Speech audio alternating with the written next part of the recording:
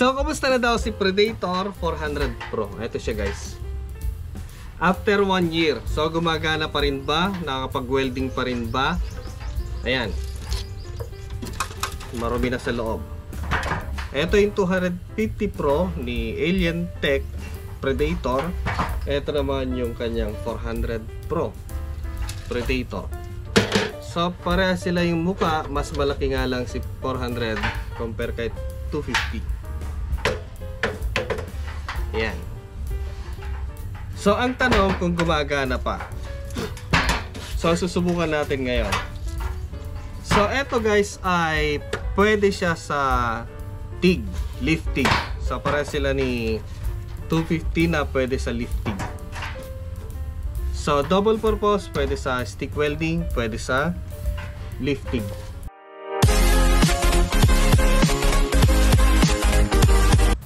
So, dahil nga sa 2 buwan ng mahigit na brown out dito sa amin, ang gagamitin nating pang testing para makita lang yung kanilang display ay si Thunderbox Apex yung gagamitin natin. Then, ito yung gagamitin nating genset for testing. Si Predator 83,800 watts na gas generator.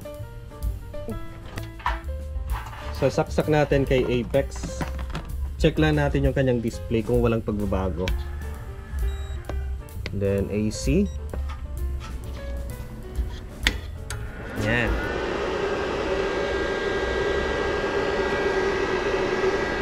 So yan guys yung kanyang display. Parehas na parehas sila kay 250 Pro. Ayan. So hindi na natin isasaksak. So dito ay pwede siya sa lifting function at sa stick welding. May arc force at hot start. So dito guys ay wala kayong nakikitang button kasi nga nandito na. So parang recap lang natin kasi nga update natin kay kung gumagana pa rin si 400 Pro. So ayan yung kanyang display. Ito yung kanyang button. So lilipat natin to stick welding. Yan. Yan. Then pwede natin ilipat. Ang kanyang potentiometer guys ay continuous, digital.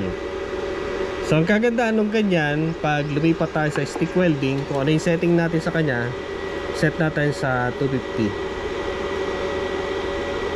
Okay, sample lang natin, 250 sa stick welding. Lipat natin sa lifting. Yan, kunyari 300. Yan, 300. Tapos kung babalik tayo sa stick welding, yun pa rin yung setting niya. Yan, kahit naglipat-lipat tayo dun sa isa, hindi siya mababago. Yan.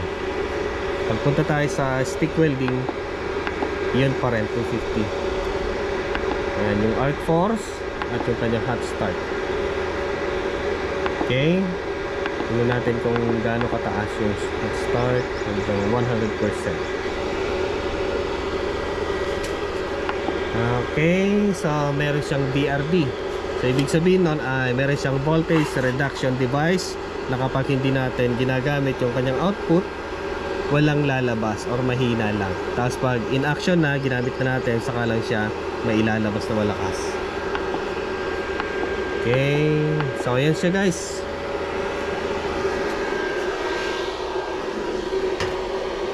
Si 250. So gumagana pa rin yung display, gumagana lahat-lahat. Wala naman naging problema.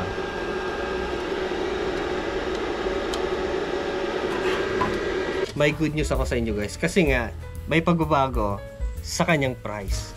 Dati ay nasa 3,299 pesos. Dati yan. Ito ang good news kasi nga ngayon ay nasa 2,499 pesos. Yun ang good news. Ayan. So walang pagbabago sa kanyang performance pero may pagbabago sa kanyang price. So para sa mga interested, nasa description box yung link. Available sa Lazada at Shopee. At nasa comment section din.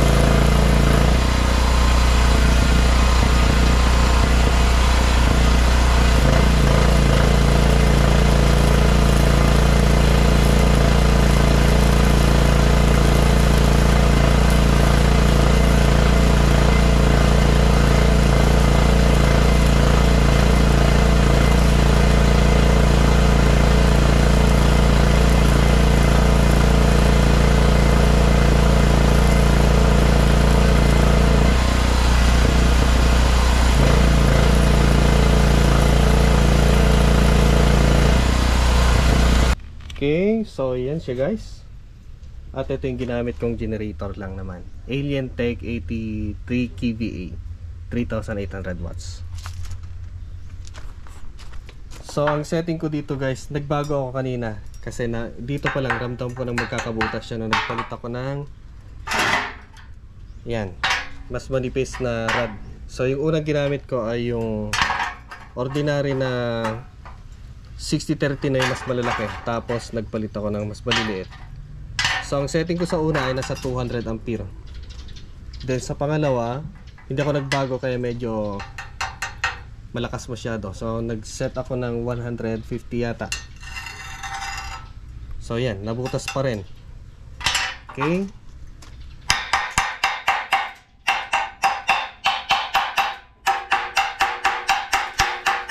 So hindi tayo magdire-diretso ngayon kasi nga generator lang yung ginagamit natin. Wala pang grid dito sa amin. Yung unang review ko nun dito ay endurance. Dire-diretso. Ang pahinga lang niya ay yung magpapalit ng rod. So hindi natin pwedeng gawin yun ngayon kasi nga genset lang yung ginagamit natin. Dito ay zigzag. Zigzag pa rin dito. Ito yung straight. Straight na 60-30 na yung maliliit.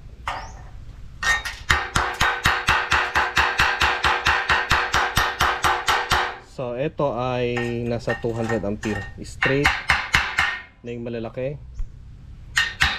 Then zigzag.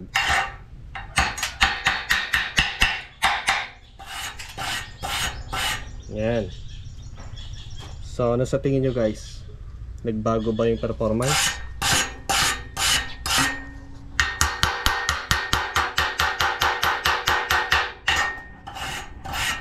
You know. So sa lifting function naman tayo. Siya nga pala guys, sa mga gustong bumili ng ganitong welding machine, separate po na bibili natin yung kanyang TIG torques para sa lifting. So ganito yung kanyang installation. Yung kanyang hose ilalagay natin sa argon gas, argon tank. Then yung kanyang electrode, eto. Ayan. Para dito sa welding machine. Siya nga pala guys, mas magandang setting ay electrode negative sa stick welding. Para kung sakaling mag-lift TIG ka, isa lang yung tatanggalin mo. Kasi ang lift TIG ay negative electrode, mas malamig yung electrode. Isa lang yung tatanggalin mo yung pang stick welding. Then ilagay mo yung kanyang electrode para sa lift TIG. So mayroon naman siyang marker dito para sa lift TIG. Maging yung clamp ay maging positive. Yung negative ay yung electrode sa stick welding at lift TIG.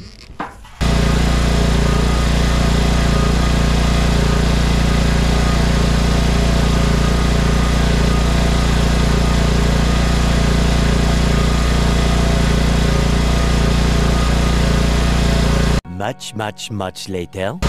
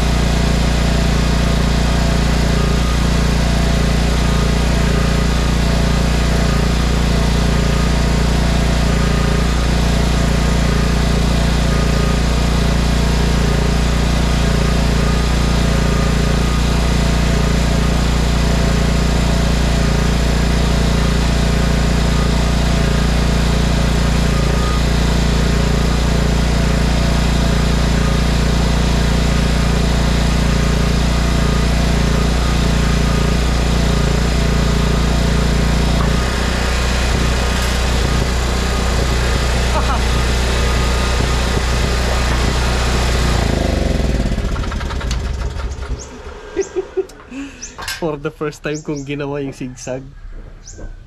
Ayun siya guys, oh. Ayun. So dito ako nagsimula nagsigsag. Ganda pala. For the first time na ginawa. Lapat na lapat, oh. So dito kinula ako sa argon gas. Tapos sinubukan ko dito, medyo nilakasan ko na. Tapos dito, ang setting ko dito sa una ay nasa 200 kanina dito. Kaya masyadong malakas. Nagbaba ako dito 160 or 150 yata. Ito. Okay, pero kinulang dito sa argon. Dito okay na, then sinubukan ko nagsigsag. Ganda pala. So yun siya guys, oh. So hindi pala madali ang mag-welding ng ganun. Yung travel na ganun na isisigsag mo siya gamit ang TIG.